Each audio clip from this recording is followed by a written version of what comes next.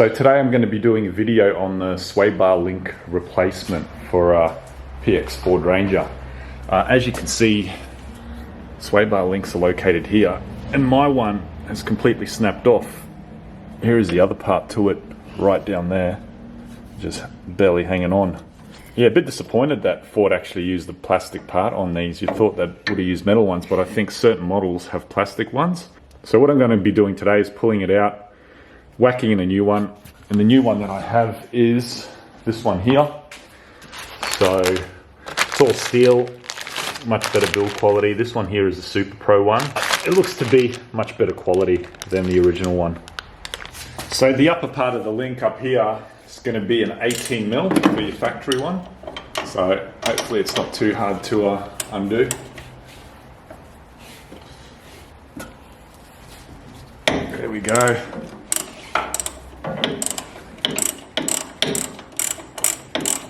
So I'm just going to be using an 8mm Allen key to hold the center, while I use an open end spanner to slowly rotate it off.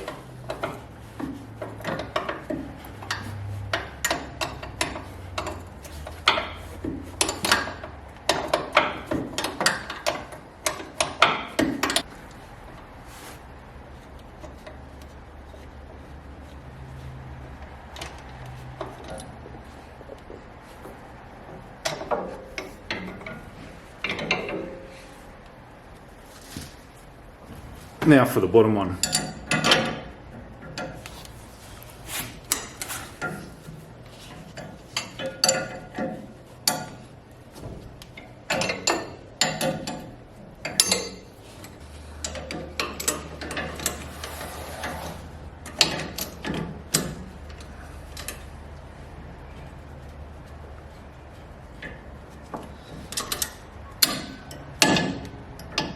There we go.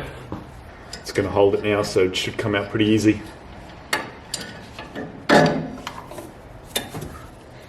So this is a bit of a side-by-side comparison of the two. As you can see, the old one has just got these plastic ends on it, not very strong at all. As you can see, this is here where it's snapped. Just boom, right at the joint there. Bottom ball joint. So this ball joint here is completely flogged out, and I think it's even almost ready to pop out. Yeah, wow. Can't believe, oh, there we go, it has popped out.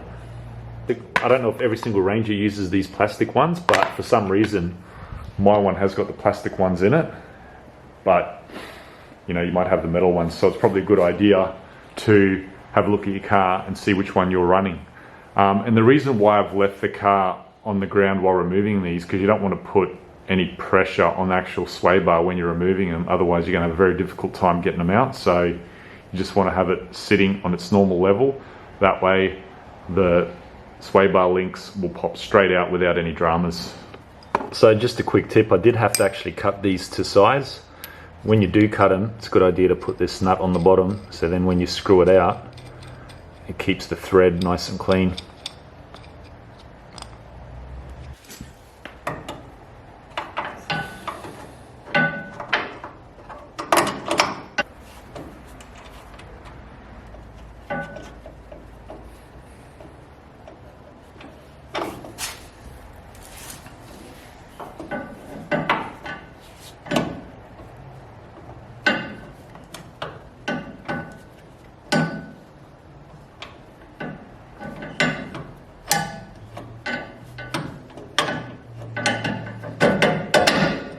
Here we go.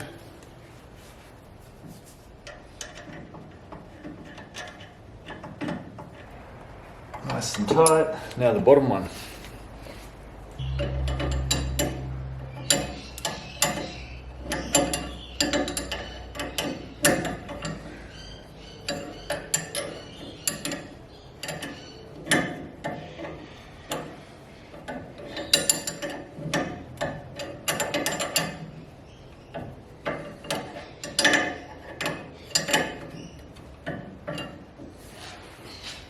So one last thing, which is the locking nut up the top, which is a 19mm.